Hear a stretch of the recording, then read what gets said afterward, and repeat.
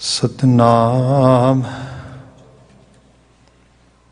वाहिगुरु साहिब जियो।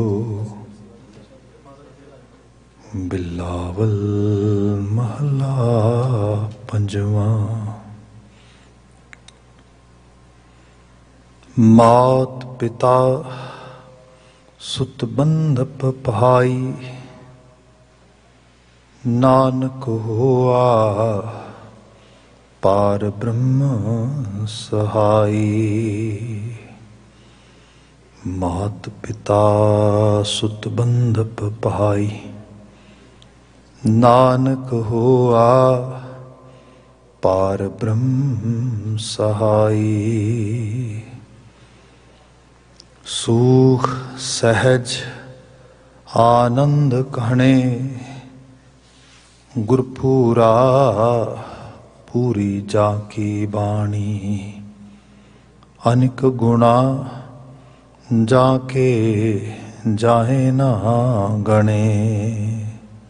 रहा सगल सरंजाम करे प्रभ आपे, भय मनोरथ सो प्रभ जापे। अर्थ धर्म काम मोह का दाता, पूरी भई सिमर सिमर विधाता। साध संग नानक रंग माणिया, घर आया पूरे गुर आणिया। साध संग नानक रंग माणिया, घर आया पूरे गुर आणिया। वाहिगुरु जी का खालसा, वाहिगुरु जी की फतेह। जुगो जुग अटल धन धन गुरु ग्रंथ साहिब जी। गुरु पातशाह जी की अपार बख्शिश शाम समय संगत के पल असी प्राप्त किए ने। अजे हुणे गुरबाणी कीर्तन आप सरवण कर रहे सी। हुण अगलेरे बनते समय विच गुरु शब्द व्याख्या है। जो बचन असी विचार रहे हाँ, राग बिलावल का हिस्सा हैगा। महला पंजवा, गुरु अर्जन पातशाह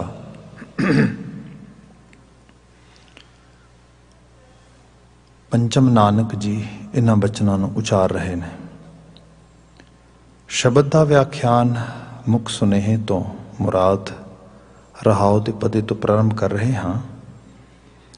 सब जिक्र कर रहे ने सुख सहज आनंद घणे, गुरपूरा पूरी जाकी बाणी। अनेक गुणा जाके जाहे ना गणे। रहाओ सुख सहज आनंद घणे। ये मन्निया जाता है कि असी मनुखी समाज दे विच वखरे वखरे मनुखां दे रंग देखते हाँ। नैन नक्श रूप, रहन सहन का ढंग तरीका, खान पान, सुभाव असीं आम करके नोट कर लेने। सीधे तौर पर नज़र पैंदा है। हर बंदा दूसरे तो जुदा है, दूसरा तीसरे तो जुदा है इस रूप दे विच। पर कुछ जगह तुसीं सारे एक रूप भी हैं। सपोज करो आ जो नोवल वायरस आया हैगा कोविड-19, इसने किसी नूं भी जिहड़ा हैगा एक्सैप्शनल नहीं रखिया। किसी नूं भी इसने फेवर नहीं दिती। किसी नूं भी इसने किसी तरीके दे नाल कह लो कि एग्जाम्प्ट नहीं किया। जो भी इहदी जद विच आया, वो भावें चाइनीज़ सी, भावें अफ्रीकन सी, यूरोपियन सी, अमेरिकन सी, लैटिन अमेरिकन सी, कोकेशियन सीगा, उहदे उत्ते उसने इक्को जिहा प्रभाव पाया। So in that way we are all actually same. इन बिन और बहुत सारिया चीज़ों के ही साडा मोस्टली मॉडर्न मैडिसन का मॉडल निकलिया है। एक यूनीवर्सल मैडिसन तैयार की जाती है, जिवें हुण टीका तैयार होया या एडविल है, टाइनल है, पैरासीटामोल है, आइब्रोफन है, any sort of pain killers. एक दा सिर दुखदा है उसनूं दिओ, उहदा सिर ठीक हो जाता, दूसरे नूं दिओ, दूसरे दा ठीक हो जाता है। कोई उहदे च फिक्र जिहड़ा हैगा फर्क नहीं हैगा। सो एक रूप च कहा जाए मनुख वखरे ने, जुदा ने, रूप नक्श अक्ष सुभाव सब चीज़ां करके, पर बहुत सारी जगह ते एक जुड़े नाल जुड़े हुए ने, एक रूप भी ने। इन बिन जदों असीं दार्शनिकता की पक्ष तो आउंदे आ फिलोसफिकल साइड्स दे विच, ते उहदे च बात की जाती है कि मनुख भावें कोकेशियन होवे, भावें एशियन ते भावें अफ्रीकन ते भावें किसी मूल का, जिहड़ियां डिजायरस ने साडियां वो भी ऑलमोस्ट सेम ही ने ह्यूमन बीइंग दियां। किसी मुल्क, किसी खिते, किसी रीजन, किसी रेस च बंदा होए, उहदी एक खाहश यूनीवर्सल होएगी भी खुश रहां ते सुखी रहां। That is universal desires we all carrying all the time.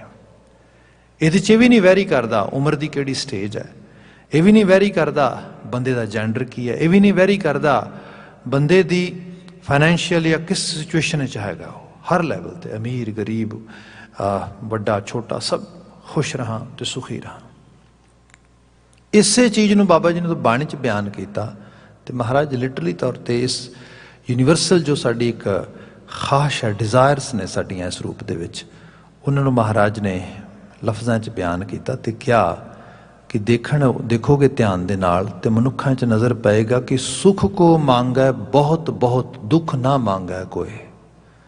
धरती का कोई भी बंदा दुख नहीं मंग रहा, सुख मंग रहा, तो बहुत सुख मंग रहा। वो कह रहा भी दाता इन्ना सुख दे, होर दे घट हो ही ना। सुख को मांगा बहुत बहुत, दुख ना मांगा कोई। पर कमाल यह है, सुख है को दुख अगला, मनमुख बूझ ना होए। जिन्ना बंदा सुख मंगदा, यह भी यूनीवर्सल ही है, उन्ना वध दुख आउंदा, यह भी कमाल ही है। वैसे जिन्नी खुशी ते सुख की खाहश आ, उतना दुख अगलवाड़ी हो के आउंदा, उतना बंदा दुख दे उस परछावें तो दूर ना जा पाउंदा। इस बाबत वक्रियां वक्रियां रावां हो सकदियां ने बंदे दियां कि दुख क्यों आउंदा या सुख किवें प्राप्त किया जा सकता है। पर डिजायर दे लैवल ते जिहड़ी इक्वैलिटी है, जिहड़ी सिमिलरिटी है, इनू गुरु बाबा जी ने बाणी च बयान किया। अज दा जो बचन है इत्थे, सूख सहज आनंद घणे। मनुख चाहुंदे ने सुख भी मिले, जीवन विच सहज भी मिले ते आनंद भी होए, ते ये बहुतायत होए, इहदे च कमी भी ना कोई होए। घणे दा मतलब बहुतायत, इंतहा। साहिब पातशाह नूं होर एक लैवल ते लै आइए, क्योंकि महाराज दे बचन एक होर लैवल ते समझ लईए, क्योंकि जिहड़ा बचन आ रहा है, गुरपूरा पूरी जां की बाणी, अनक गुणा जां के जाहे ना गणे, इहदी व्याख्यान दे नाल असीं जिस नूं कोरिलेट करदे हां। ते जिथे साहब ने यह बयान किया कि खाश सुख की प्राप्ति दुख की, तो कई बार बंदा आम हालतों में चीज़ों को समझ भी नहीं पाता। साढ़े घर बड़े बड़े स्कॉलर दानिशमंद लोग ने, जिवें भाई गुरदास जी हो गए, भाई साहब भाई नंद लाल जी हो गए, जिन्होंने गुरबाणी तो गुरमत की बड़ी सरल ते भावपूर्त, बहुत प्रमाणिक, बड़ी सिग्निफिकेशन रखने वाली व्याख्या भी की है। जिवें भाई साहब भाई नंद लाल जी जो असीं पढ़ते हैं, तो एक गज़ल के कुछ शेरां दे विच इस तरीके नाल बयान करते चीज़ को, कहते कि मनुख तेरी आ गल समझ आउंदी है भी गम चे बाशत। गम तू चाहुंदा ते नहीं सीगा, असीं फारसी च दुख नूं गम कह लैंदे आ। गमी होनी जीवन दे विच, गमगीन होना। क्या तू चाहुंदा ते नहीं सीगा भी तेरी जिंदगी च गम होण, तेरी जिंदगी च दुख होए, पर जिंदगी गमगीन हो गई, गमां दी खान बन गई। वो कहते पर ध्यान मारिए गम चे बाशद, आखिरकार चे बाशद, अनवांटेड गैसट, जिहड़ा तू चाहुंदा नहीं सीगा पर आ गया। कित्थों आया? जे आपां कहीए आपां नूं ते पता ही नहीं लग रहा गम कित्थों आ रहा, पर आ रहा लगातार। असीं सुख मंगदे हां, उल्टा दुख प्राप्त होंदा है ते बहुत कई बार दुखी भी हुन्ने आ, बड़ी परेशान पशेमीनगी भी आउंदी है। इसनूं ते फिर बंदे ने इंतजाम भी सारे कीते ने, मतलब कंफर्ट दा हर सोर्स बंदा ईजाद कर रहा है, ईजाद करके बैठा है। जे आज की दुनिया च देखा जाए तो जिवें फिर दार्शनिक पक्ष तो ही गल करांगे, फिलोसफिकल साइड्स तो ये मन्निया गया कि बंदे ने महंगे तो महंगे, वधिया तो वधिया, कंफर्ट तो कंफर्ट देने वाले बैड बना ले, बैडरूम बना ले, घर बना ले, मकान बना ले, छत बना ले, वातानुकूलित बिल्कुल जिहड़ा कंट्रोल्ड टैंपरेचर दे विच रहन सहन दा रिहायश बना ली, सब चीज़ां कर लियां।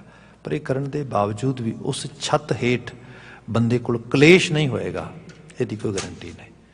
बंदे दी दुनिया दे झगड़े मुफाद नहीं होणगे दी कोई गारंटी नहीं।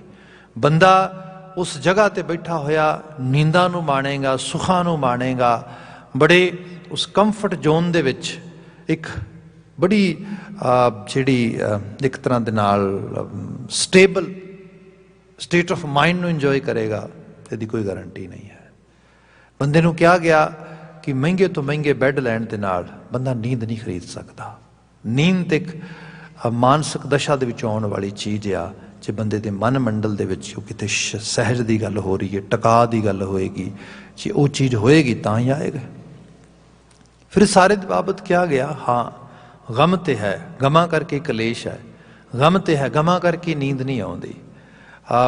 अज जे आपां बात करिए मैंटल हैल्थ की बड़ी गल हुंदी है, इहदे पिछे रिसर्चरस ये दस रहे ने कि वड्डा कारण नींद का कारगर रूप में ना आना है।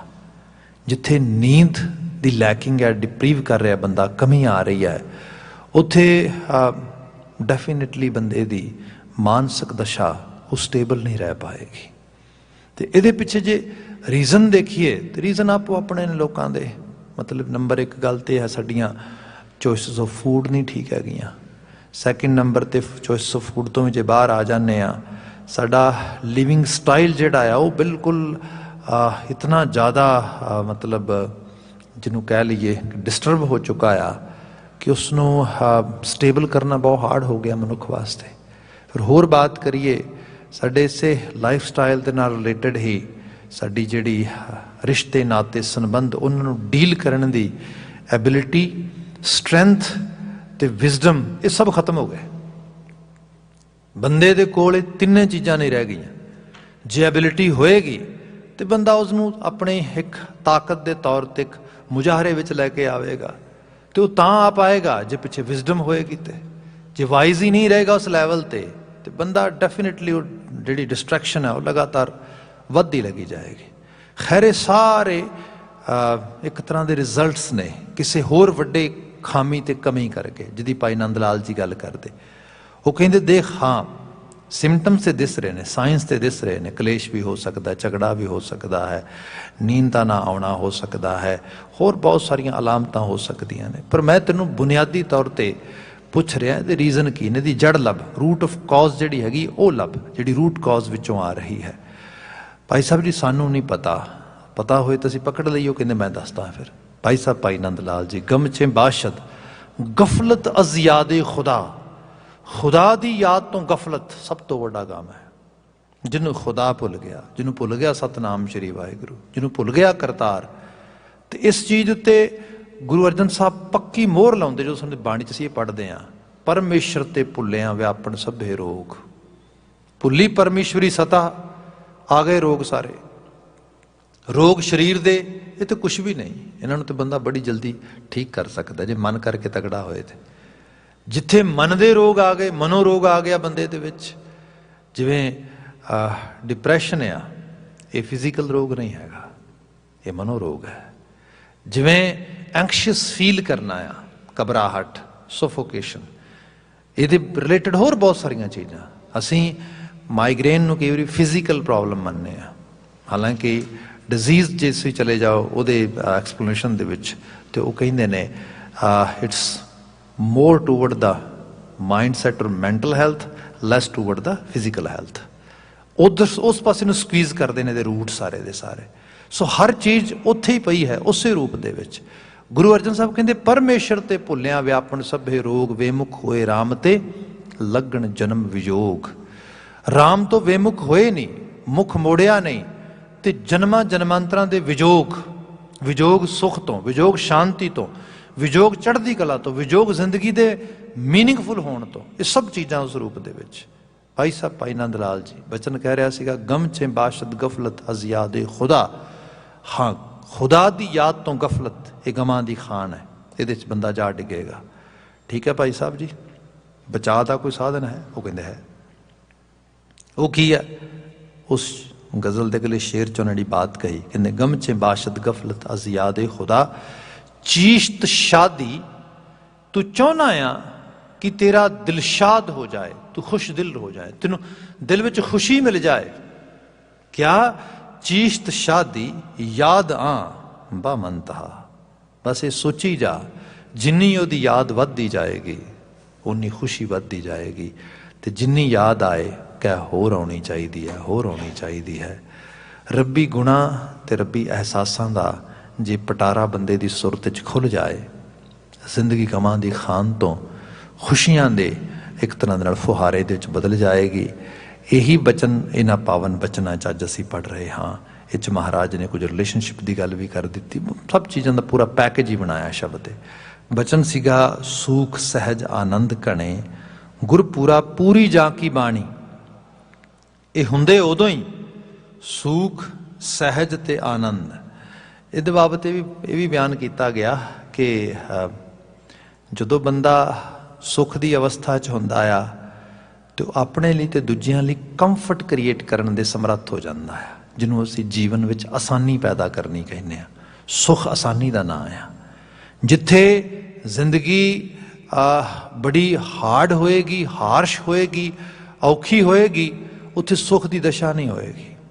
ਤੇ ਫਿਰ ਇਹ ਵੀ ਹੈ, ਜਿਹੜਾ ਹਾਰਡ ਟਾਈਮ ਆ, ਔਖਾ ਸਮਾਂ ਆ, ਇਹ ਬੰਦੇ ਦੇ ਜੀਵਨ ਵਿੱਚੋਂ ਸਭ ਤੋਂ ਵੱਡੀ ਚੀਜ਼ ਜਿਹੜੀ ਸਹਿਜ, ਇਹ ਖੋਹ ਲੈਂਦਾ ਆ। ਬੰਦੇ ਦੇ ਅੰਦਰ ਟਿਕਾ ਆਉਣਾ ਬਹੁਤ ਮੁਸ਼ਕਲ ਆ, ਕਿਉਂਕਿ ਉਹਨੂੰ ਹੁੰਦਾ ਕਿ ਜਿੰਨੀ ਜਲਦੀ ਹੋ ਸਕੇ ਮੈਂ ਇਹਨੂੰ ਫਿਕਸ ਕਰ ਲਵਾਂ, ਮੈਂ ਇਹਨੂੰ ਠੀਕ ਕਰ ਲਵਾਂ। ਤੇ ਫਿਰ ਬੰਦਾ ਕਾਹਲੇਪਨ ਦੇ ਵਿੱਚ, ਤੇ ਕਾਹਲੇਪਨ ਦੇ ਜਿੱਥੋਂ ਹੈਕਟਿਕ ਡਿਸੀਜ਼ਨਸ ਬਣਾਉਂਦਾ ਹੈ, ਜਿੱਥੇ ਇੱਕਦਮ ਬੰਦਾ ਜਿਹੜਾ ਹੈਗਾ ਬੜਾ ਕਾਲੇ ਰੂਪ ਦੇ ਵਿੱਚ ਜਾਂਦਾ, ਉੱਥੇ ਫਿਰ ਆਨੰਦ ਅਵਸਥਾ, ਜਿਹੜਾ ਹਾਇਰ ਲੈਵਲ ਦਾ ਪਲੈਜ਼ਰ ਆ, ਉਹ ਤੇ ਆ ਹੀ ਨਹੀਂ ਸਕਦਾ। ਗੁਰੂ ਸਾਹਿਬ ਨੇ ਸੀਕਵੈਂਸ ਵਿੱਚ ਕਿਹਾ, ਸੂਖ ਸਹਿਜ ਆਨੰਦ ਕਣੇ ਗੁਰਪੂਰਾ ਪੂਰੀ ਜਾਂ ਕੀ ਬਾਣੀ। ਪੂਰਾ ਗੁਰੂ ਤੇ ਉਹਦਾ ਉਪਦੇਸ਼ ਵੀ ਪੂਰਾ। ਹੁਣ ਇੱਥੇ ਜੇ ਇਸ ਨੂੰ ਥੋੜ੍ਹਾ ਜਿਹਾ ਇੱਕ ਇੰਟਰਪ੍ਰੀਟੇਸ਼ਨ ਵਿੱਚ ਲਿਜਾਂਦਾ ਜਾਏ ਤੇ ਗੱਲ ਇਹ ਹੈ, ਉਹ ਸੁੱਖ, ਉਹ ਸਹਿਜ ਤੇ ਉਹ ਆਨੰਦ ਪੂਰੇ ਗੁਰੂ ਦੀ ਬਾਣੀ ਦੇ ਉਹਦੇ ਬੀਜ ਵਿੱਚੋਂ ਮਿਲੇਗਾ। ਇਹ ਬੀਜ ਤੁਸੀਂ ਬੋਵੋਗੇ। ਉਪਦੇਸ਼, ਜਿਸ ਨੂੰ ਮਹਾਰਾਜ ਨੇ ਕਿਹਾ, ਉਪਦੇਸ਼ ਜਿ ਦਿੱਤਾ ਸਤਿਗੁਰੂ ਸੋ ਸੁਣਿਆ ਸਿੱਖੀ ਕੰਨੇ। ਜਦੋਂ ਗੁਰੂ ਉਪਦੇਸ਼ ਦਏ, ਸਿੱਖ ਜੀ ਉਹਨੂੰ ਕੰਨ ਦੇ। ਤੇਰਾ ਇਹ ਮੁੱਖ ਰੂਪ ਵਿੱਚ ਜਿਹੜਾ ਹੈਗਾ ਫਰਜ਼ ਹੋਣਾ ਚਾਹੀਦਾ। ਇੱਥੇ ਕਿਹਾ, ਗੁਰਪੂਰਾ ਪੂਰੀ ਜਾਂ ਕੀ ਬਾਣੀ ਅਨਕ ਗੁਣਾ ਜਾਂ ਕੇ ਜਾਹੇ ਨਾ ਗਣੇ। ਅਨਕ ਗੁਣਾ, ਅਨੇਕਾਂ ਗੁਣ ਉਸ ਗੁਰੂ ਤੇ ਗੁਰੂ ਦੀ ਬਾਣੀ ਦੇ ਵਿੱਚ, ਉਸ ਰੱਬ ਵਿੱਚ ਜੋ ਉਸ ਗੁਰੂ ਕੀ ਬਾਣੀ ਦੇ ਜਰੀਏ ਸਾਡੀ ਸੁਰਤ ਵਿੱਚ ਆਏਗਾ, ਉਹਦਾ ਅਹਿਸਾਸ। ਇਹਨੂੰ ਹੋਰ ਸਰਲ ਕਰ ਲਿਆ ਜਾਏ, ਮਨ ਦਾ ਬਦਲਣਾ ਹੀ ਜੀਵਨ ਦਾ ਬਦਲਣਾ ਆ। ਮਨ ਦੀ ਅਵਸਥਾ ਦੇ ਵਿੱਚ ਤਬਦੀਲੀ ਆਉਣੀ ਹੀ ਜੀਵਨ ਵਿੱਚ ਤਬਦੀਲੀ ਆਉਣੀ ਹੈ। ਇਹੀ ਮੁੱਖ ਰੂਪ ਵਿੱਚ ਬਾਤ ਕੀਤੀ ਜਾਂਦੀ। ਕਿਹਾ ਗਿਆ, ਜਿਵੇਂ ਪਹਿਲਾਂ ਬਾਤ ਕੀਤੀ, ਗੁਰੂ ਉਪਦੇਸ਼ ਦਿੰਦਾ, ਆਪਾਂ ਉਹਨੂੰ ਕੰਨ ਨਾ ਦਿੰਦੇ। ਜਿਸ ਨੂੰ ਆਪਾਂ ਕੰਨ ਵਿੱਚ ਨਹੀਂ ਪਾ ਰਹੇ, ਜਿਹਨੂੰ ਅਸੀਂ ਕੰਨ ਨਹੀਂ ਦੇ ਰਹੇ, ਉਹ ਮਨ ਵਿੱਚ ਕਿਵੇਂ ਆ ਜਾਏਗੀ ਚੀਜ਼। ਦਾਨੇ ਲੋਕਾਂ ਨੇ ਕਿਹਾ ਆ, ਕੰਨ ਤੇ ਮਨ ਇਹ ਦੋਵੇਂ ਇੱਕ ਦੂਜੇ ਨਾਲ ਪੂਰੀ ਤਰ੍ਹਾਂ ਜੁੜੇ ਹੋਏ ਨੇ। ਜਿਹੜੀ ਚੀਜ਼ ਕੰਨ ਵਿੱਚ ਨਹੀਂ ਪਏਗੀ, ਮਨ ਵਿੱਚ ਤੇ ਭੁੱਲ ਹੀ ਜਾਓ ਕਦੀ ਪਏਗੀ। ਇਸ ਲਈ ਪਹਿਲੇ ਲੈਵਲ ਤੇ ਐਫਰਟ ਪਾਈ ਜਾਏ। ਤੇ ਇਹ ਇੱਕ ਸੀਰੀਅਸ ਬਿਜ਼ਨਸ ਹੈ। ਇਹ ਜਿਹੜੀ ਇੰਟੈਂਟਿਵ ਲਿਸਨਿੰਗ ਹੁੰਦੀ ਹੈ ਨਾ, ਵੈਸੇ ਸਿਲੈਕਟਿਵ ਹੀਅਰਿੰਗ ਹੁੰਦੀ ਸਾਡੀ, ਲਿਸਨਿੰਗ ਤੇ ਛੱਡੀ ਦਈ ਹੈ ਨਾ, ਹੀਅਰਿੰਗ ਅਸੀਂ ਚੀਜ਼ਾਂ ਇੱਧਰੋਂ ਪਾਉਂਦੇ ਇੱਧਰੋਂ ਕੱਢ ਦਿੰਦੇ, ਆਮ ਕਰਕੇ ਜਿਵੇਂ ਕਿਹਾ ਜਾਂਦਾ ਆ। ਮਤਲਬ ਮਨ ਮੰਡਲ ਦੀ ਦਸ਼ਾ ਉਹ ਕਿਤੇ ਸੁਧਰੇ ਜੇ ਬੰਦੇ ਦੀ ਪਹਿਲੀ ਸਟੇਜ ਨਾ ਸੁਧਰੇ। ਇਸ ਨੂੰ ਗੁਰੂ ਸਾਹਿਬ ਨੇ ਬੜੇ ਰੂਪਾਂ 'ਚ ਬਿਆਨ ਕੀਤਾ ਆ। ਕਿਤੇ ਮਹਾਰਾਜ ਬਿਆਨ ਕਰਦੇ ਕਿ ਇੱਕ ਨਾ ਨਾਦ ਨਾ ਬੇਦ ਨਾ ਗੀ ਰਸ, ਰਸ ਕਸ ਨਾ ਜਾਣੰਤ। ਜ਼ਿੰਦਗੀ ਦੀ ਹਰ ਚੀਜ਼ ਦਾ ਰਸ ਆ। ਨਾਦ ਸੰਗੀਤ, ਸੰਗੀਤ ਬਹੁਤ ਵੱਡਾ ਕੰਨ ਰਸ ਆ, ਪਰ ਸੰਗੀਤ ਦਾ ਰਸ ਜੇ ਬੰਦੇ ਨੂੰ ਪ੍ਰਾਪਤ ਕਰਨਾ ਆ ਜੇ, ਅੱਜ ਦੇ ਮਾਹੌਲ ਦੇ ਅੰਦਰ ਮਿਊਜ਼ਿਕ ਨੂੰ ਇਜ਼ ਇੱਕ ਪੈਥੀ ਦੇ ਤੌਰ 'ਤੇ ਵੀ ਯੂਜ਼ ਕੀਤਾ ਜਾਂਦਾ, ਇੱਕ ਥੈਰੇਪੀ ਦੇ ਤੌਰ 'ਤੇ ਵੀ ਯੂਜ਼ ਕੀਤਾ ਜਾਂਦਾ। ਜਿਨ੍ਹਾਂ ਚੀਜ਼ਾਂ ਨੂੰ ਥੈਰੇਪੀ ਦੇ ਤੌਰ 'ਤੇ, ਪੈਥੀ ਦੇ ਤੌਰ 'ਤੇ ਯੂਜ਼ ਕਰ ਰਹੇ ਨੇ, ਮੋਸਟਲੀ ਜਿਹੜਾ ਬੰਦਾ ਆਮ ਹਾਲਤਾਂ ਦੇ ਵਿੱਚ ਆਪਣੇ ਆਪ ਨੂੰ ਕਲੇਮ ਕਰਦਾ ਮੈਂ ਹੈਲਦੀ ਹਾਂ, ਉਹਨੂੰ ਪਤਾ ਹੀ ਨਹੀਂ ਕਿ ਇਹ ਚੀਜ਼ਾਂ ਐਗਜ਼ਿਸਟ ਵੀ ਕਰਦੀਆਂ ਨੇ। ਉਹਦੇ ਕੰਨਾਂ 'ਚ ਉਹਦੇ ਲਈ ਜਗ੍ਹਾ ਹੀ ਨਹੀਂ ਹੈ। ਜਿਹੜਾ ਖਾਸ ਕਰਕੇ ਸਾਡਾ ਟ੍ਰੈਡੀਸ਼ਨਲ ਮਿਊਜ਼ਿਕ ਹੈ, ਜਿਵੇਂ ਗੁਰਬਾਣੀ ਕੀਰਤਨ ਦੀ ਅਸੀਂ ਵਿਧਾ ਦੀ ਗੱਲ ਕਰਦੇ ਹੈਗੇ ਹਾਂ, ਇੱਕ ਐਸੇ ਰੂਪ ਦੇ ਵਿੱਚ ਜਿਹਦੇ ਅੰਦਰ ਬੰਦੇ ਨੂੰ ਟਿਕਾ ਮਹਿਸੂਸ ਹੋਏ, ਇਹ ਜਿਹੜਾ ਸਾਡਾ ਟ੍ਰੈਡੀਸ਼ਨਲ ਕੀਰਤਨ ਆ, ਇਸ ਨਾਦ ਦੀ, ਇਸ ਆਵਾਜ਼ ਦੀ ਬੰਦੇ ਨੂੰ ਆਦਤ ਪੈ ਜਾਏ, ਉਹ ਇਹਦਾ ਧਾਰਨੀ ਹੋ ਜਾਏ। ਸੋ ਕੰਨ ਨੂੰ ਇਸ ਰੂਪ ਦੇ ਵਿੱਚ ਇੱਕ ਸੂਦਿੰਗ ਦੇਣ ਵਾਲੀ ਚੀਜ਼ ਨਾਲ ਜੋੜਨਾ।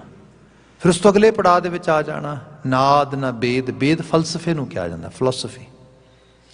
ਜੀਵਨ ਦੇ ਵਿੱਚ ਗੱਲਾਂ ਬਾਤਾਂ, ਧਾਰਾਵਾਂ, ਮਤਲਬ ਜਿੰਨੇ ਵੀ ਅਸੀਂ, ਹਰ ਬੰਦਾ ਆਰਗੂਮੈਂਟ ਕਰਨ ਦੀ ਐਬਿਲਿਟੀ ਰੱਖਦਾ ਹੈ, ਉਹਦਾ ਆਪਣਾ ਗਰਾਊਂਡ ਹੈ।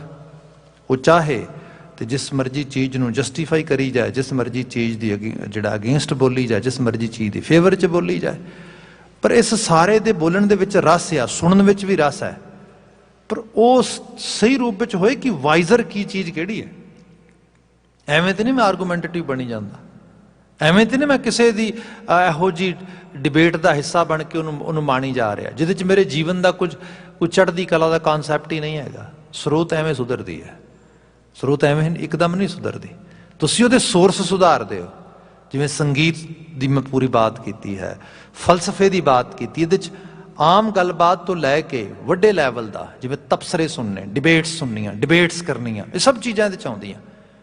ਇਸ ਤੋਂ ਫਿਰ ਹੌਲੀ ਹੌਲੀ ਇੱਕ ਲੈਵਲ ਡਿਵੈਲਪ ਹੁੰਦਾ ਅਤੇ ਬੰਦੇ ਨੂੰ ਜਿਵੇਂ ਸਪਿਰਿਚੁਅਲ ਲੈਵਲ ਦਾ ਸੰਦੇਸ਼ ਹੈ। ਗੁਰੂ ਗ੍ਰੰਥ ਸਾਹਿਬ ਦੀ ਬਾਣੀ ਵਰਗੀ ਰਚਨਾ ਆ।